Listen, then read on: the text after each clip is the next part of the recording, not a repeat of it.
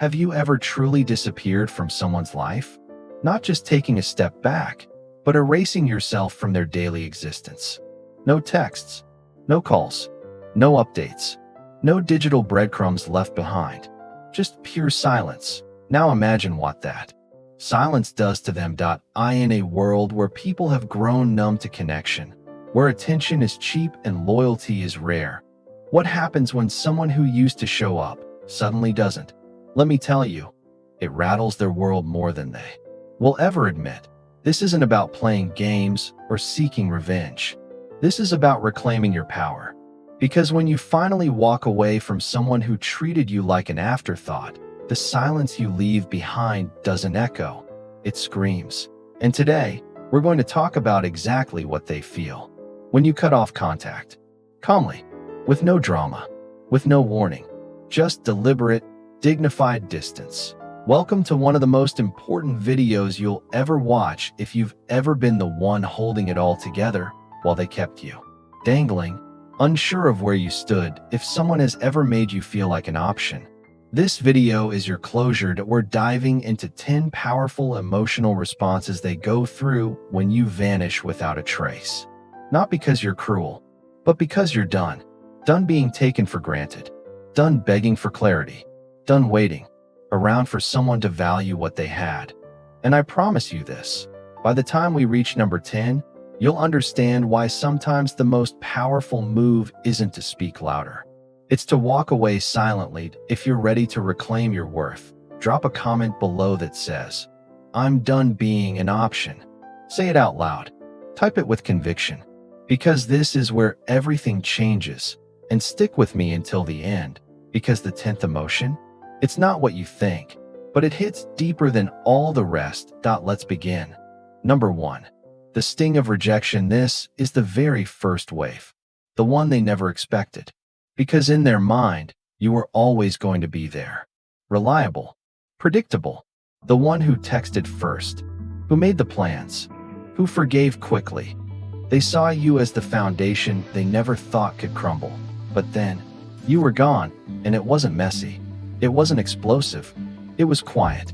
That kind of silence, it stings. Think about this. When someone assumes they have constant access to you, they stop appreciating you. You become the background music to their life. Familiar, comfortable, always on. But when you disappear, it's like someone pressed mute in the middle of their favorite song. At first, they blink, confused. Then they realize what they lost. It hits hard. Not just because you're gone, but because of what you took with you. The comfort of your support, the warmth of your loyalty, the reassurance that someone cared. All of it, gone in a moment. And that leaves a void they didn't prepare for. A void that forces them to confront what they took for granted. It's not rejection in the traditional sense. It's not someone saying, "I don't want you." It's someone saying, "I'm no longer available for your indecision." And trust me, that level of rejection, it cuts deep, especially when it comes from someone who always stayed until they didn't. Stay with me, because the next emotion is even more intense. It's not just rejection, it's regret. When the silence sinks deeper, remember that razor-sharp sting of rejection we talked about? Well, that was only the first cut. What bleeds afterwards is far more unsettling. The realization that everything they once dismissed as ordinary was, in fact, extraordinary. The truth behind your emotional availability, it hits especially hard when you were the one who always showed up with an open heart. They had grown so comfortable pulling affection from you on demand that they started to see your love as an endless tap. Turn the handle, and there you are, flowing. In their minds, they were doing you a favor by letting you hover in their orbit. They tossed you breadcrumbs of attention, oblivious to the feast of loyalty you kept serving. But here's the twist you already know. You were the glue, the architect, the quiet force holding the entire connection together. And the moment that glue evaporates without warning, the structure buckles. No speeches, no ultimatums, no late night, "Please hear me out" texts. You go silent, completely ghost, and the shockwave is volcanic because they never scheduled you to disappear. The silence speaks louder than any angry outburst ever could. It says, "I'm finished being disrespected." It says, "There is no negotiation table anymore." And as you walk away, eyes forward, no dramatic over-the-shoulder glance, they're left to survey the ruins of their own complacency. The person they assumed would always circle back has left the building for good. Now they have to sweep up the shards alone. Number 2. The expanding void of missing you after the initial sting settles. A hollow ache starts gnawing at them. A feeling they swore they'd never experience because they convinced themselves they wouldn't care if you left. Remember those casual claims? "If they go, I'll just move on." That imaginary bravado evaporates the first morning they reach for their phone and realize nothing. No good morning text. No meme you thought was funny. Just a blank screen staring back like a mirror reflecting their own emptiness. At first, they try to power through the routine. Coffee, commute, gym, scroll. Yet every ordinary moment feels oddly muted, as if someone dialed the world's saturation down by half. That's when it dawns on them. You were the color in their grayscale day. You brought the spark, the inside jokes, the emotional thermostat. Set to warm. Now the room feels cold even with the heat on. And here's the uncomfortable truth they're forced to swallow. Energy isn't interchangeable. They might attempt to plug the hole by hanging out with friends, swiping right for a quick distraction, or drowning in overtime hours. But substitutes don't replicate essence. Your presence was unique code. Once deleted, no generic replacement installs the same operating system. The void doesn't shrink. It widens with each failed patch job. Day by day, that emptiness graduates. From a quiet hum to a roaring echo. They start replaying your last conversations, laughing at jokes they never bothered to acknowledge, craving the rhythmic certainty of your "Are you home safe?" check-ins. It's ironic, isn't it? They only catalog your value in retroactive slow motion, frame by painful frame. Want to deepen that lesson? Make yourself unreachable. Block the social handles. Archive the chats. Delete the thread. Remove every breadcrumb that might lead them back to your door. Each time they type your name into the search bar only to meet a dead end, the void yawns wider. It reminds them, with surgical precision, that access was a privilege, not a guarantee, because people rarely cherish what sits comfortably within reach. But the second it's locked away behind an unbreakable vault, they finally grasp its worth. Let them wrestle with that silence. Let them measure its weight. Number 3. The surge of overwhelming curiosity by the time the void has hollowed out their days. Curiosity floods in like seawater through cracked walls. But that, my friend, is an entirely new stage we'll dive into next. Why now? The silence has hollowed them out and the void has grown roots. But something else begins to bloom. An almost unbearable curiosity. They start obsessing.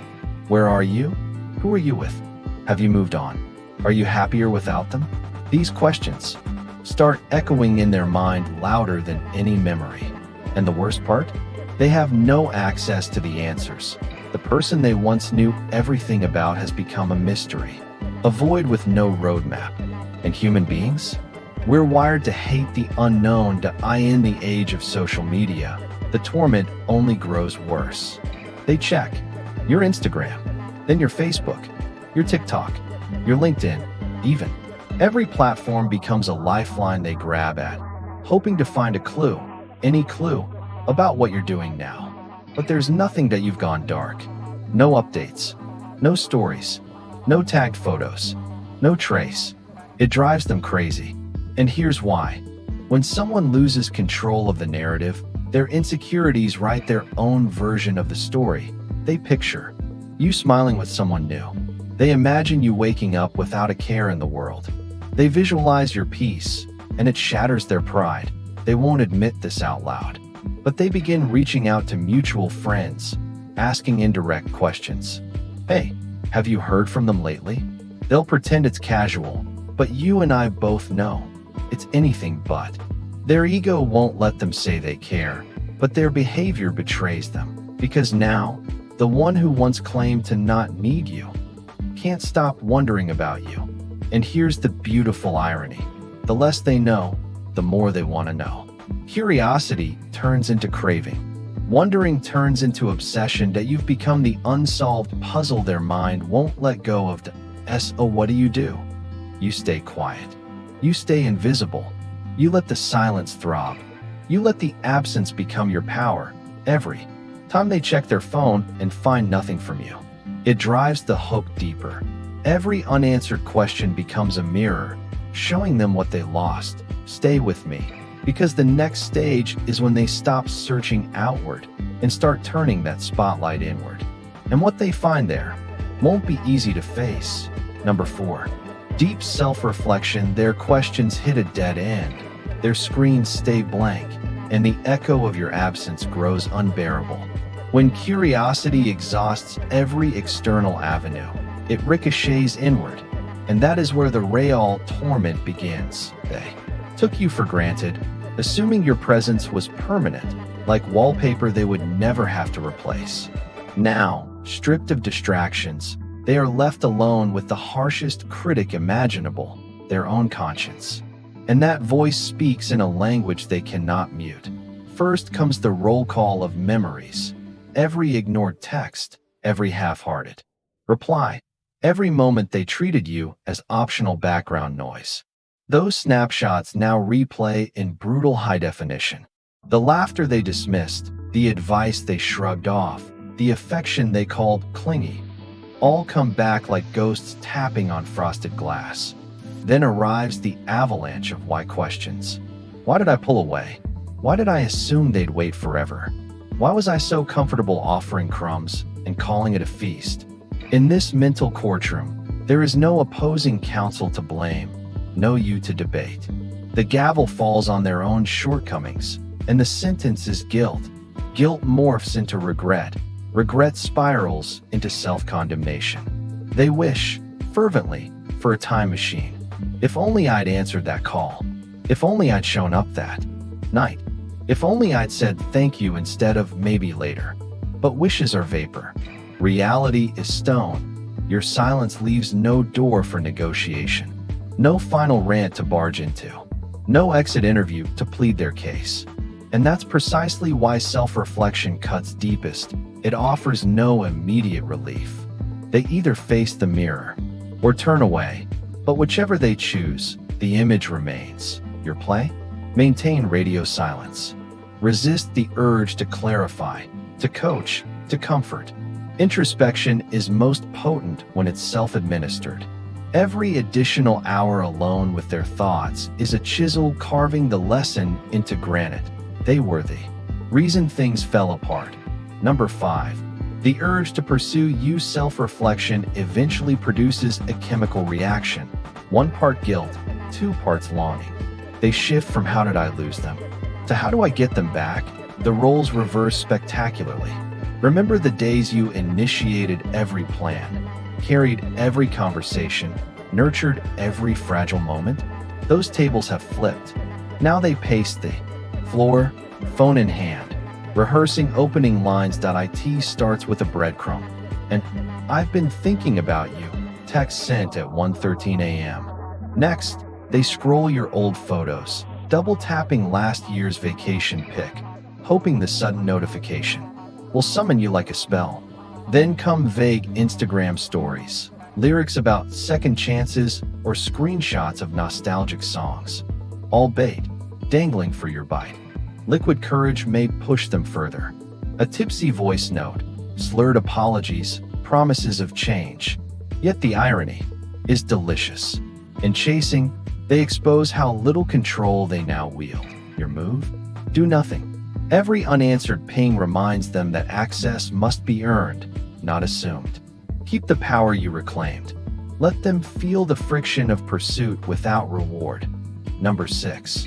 The battle between relief and regret. Initially, they may brag to friends about their new freedom. Finally, no more drama. They proclaim over clinking glasses. For a fleeting moment, Liberation feels intoxicating, but euphoria built on denial has an expiration date. The buzz fades when the party ends, and they return to a quiet apartment that still smells like your cologne or glance at a pillow shaped by the memory of your head. Relief decays into restlessness. Restlessness decomposes into regret. They discover that freedom, without the person who made routine feel radiant, is merely empty space. They swipe right. They laugh too loudly at bars. They schedule back-to-back distractions. Yet every substitute is a shadow creature, translucent, unsatisfying. Late at night, scrolling through mundane texts from new acquaintances, they realize none of those conversations glow the way yours did. That's when regret crystallizes. They didn't lose a partner. They lost an irreplaceable vibe. And there's no quick fix for that realization. Hold steady, because the storm inside them is only gathering strength. Next, we'll watch Hold Steady, because the storm inside them is only gathering strength. Next, we'll watch the clash between desperation and pride, and see which one wins. Number 7.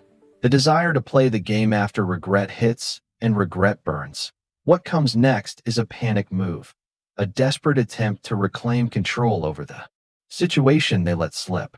And when people don't know how to win you back, they often resort to something much more toxic: manipulation. They begin to play games. They act distant on purpose. They post carefully curated pictures with others, smiling just a bit too hard, captioning it with something vague like "living my best life" or "unbothered." Maybe it's a selfie from a party. Maybe it's a snapshot of a dinner date that screams, "Look how happy I am without you."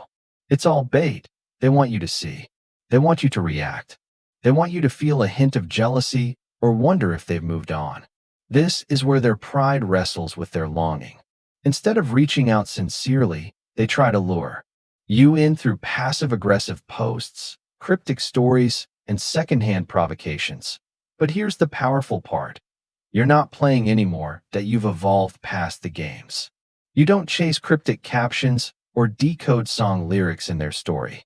You don't fall for subtle digs disguised as healing posts. Their childish tactics no longer hit because they're aiming at a version of you that no longer exists.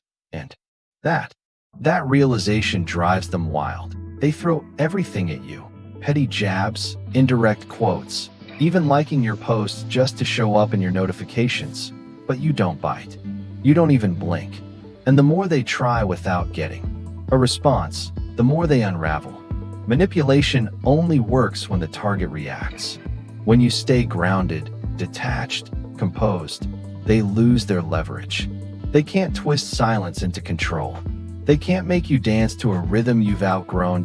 So what should you do? Nothing. Don't block. Don't engage. Don't respond. Let them perform. Let them act strong. Let them try to craft an image you no longer care to decode. Because the moment you refuse to play is the moment you win the entire game. Number 8. The crushing weight of silence. All their games, all their tactics, all their efforts to provoke, control, or confuse, it all crashes into the immovable wall of your silence. And suddenly, they're left with the one thing they can't outmaneuver: the unbearable emptiness of no response. Silence is more than absence. Its presence magnified. It fills the space louder than arguments, clearer than explanations. The lack of words becomes its own language, one that forces them to listen to themselves. They start to remember every time they dismissed your feelings, every time they were too busy to answer your call, too distracted to appreciate your presence. And now they would give anything to hear from you again. But you're silent, not because you're angry, not because you're punishing, but because you're done. In a world of pings, alerts, and dopamine-triggering notifications, silence is the scariest thing of all. It forces the mind to wander, to replay, to imagine, and worst of all, to regret. They expect a fight. They expect closure. They expect something. But what happens when all they get is nothing? That's when the silence turns from confusing to suffocating. Every minute without a word from you feels like a year in their mind. And with each passing hour, they're reminded they no longer have access to you, not to your warmth, your thoughts, your love, or even your attention. Let that silence stretch, because here's what they'll learn. You don't owe them noise. You don't owe them closure. You don't owe them your voice just to soothe their guilt. You owe yourself peace. And silence? That's the sound of your power returning. Number 9. The fear that breaks them after silence sinks in and their games fall flat. Something darker begins to stir inside them. Fear. Not just discomfort or longing. True, stomach-turning fear. That they've lost you for good. They never imagined this moment. For the longest time, they believed they had time. Time to fix things, time to stall, time to keep you waiting. You were the constant, the dependable one, the one they thought would always be there, but now, you're not. And that realization doesn't just sting. It sends their heart into freefall. They start to spiral. What if you've moved on? What if someone else has stepped into the space they took for granted? The images start racing in their mind. You smiling with someone new, laughing, living, loving. Without them, it makes them sick. This fear bypasses ego. It bypasses pride. It bypasses everything. Now, they're not trying to play it cool. They're panicking. Their mind runs wild with questions they can't answer and regrets they can't undo. And so they do what they swore they never would. They reach out. They apologize. They beg. Suddenly you're getting long messages filled with remorse, realizations, and if only yes. Maybe they call. Maybe they show up unannounced. Maybe they pour their heart out, hoping vulnerability will win you back. But here's the hard truth. It's too late. By the time they feel that fear, you've already rebuilt yourself. You've found your center. You've discovered your emotional independence. You've moved on. They may want you back, but you no longer need them to feel whole. And that, for them, is the most terrifying realization of all. That do not give them a second chance just because they're afraid. Let them sit in the full weight of their consequences. They gambled your presence, and they lost. That's a lesson worth remembering. Number 10. The realization of emotional independence. This is where your story comes full circle. Not theirs, yours. Because walking away was never about hurting them. It was about saving yourself. It was about stepping back from a one-sided emotional drain and finally choosing you. When you disappeared, you weren't just leaving someone behind. You were stepping into something greater, your emotional freedom. Too often, we get stuck in cycles where we perform emotional labor to prove our worth. We try to be good enough, available enough, loving enough to earn someone's attention. But in doing so, we forget the most important truth. You don't have to earn the right to be respected. When you disappeared, something within you began to shift. You stopped chasing. You stopped justifying. You stopped asking for what should have been offered freely. And in that quiet, a new clarity emerged. You don't need their validation. You don't care what they think anymore. Their opinions, their moods, their approval, it no longer defines your joy. That is emotional independence. And here's the beautiful irony. They feel it too. They can sense that you've outgrown them, that you've stepped out of their emotional loop. You no longer orbit their approval. You are your own center of gravity now that they're stuck in old patterns. You've evolved that they're still refreshing your profile. You're writing a new chapter that they're still searching. You're already free. Own that. Protect it. Never hand your power back to someone who didn't know what to do with it the first time. If you've made it this far, you're already ahead of 99% of people who stay trapped in emotional cycles that break them down. That you've done something radical, something stoic. You chose depth over drama, dignity over noise, silence over chaos. You walked away, not to punish, but to protect your peace. Thank you for watching and walking this path with us. If this video spoke to something deep inside you, if you saw even a glimpse of yourself in these stages, know that you're not alone. This is the journey to reclaiming your worth. Subscribe to Stoic Havenway for more wisdom, clarity, and the strength to live life on your terms. We're here to walk beside you, quietly, powerfully. Until next time, stay strong, stay grounded, and remember, your silence isn't weakness. It's mastery. Unravel.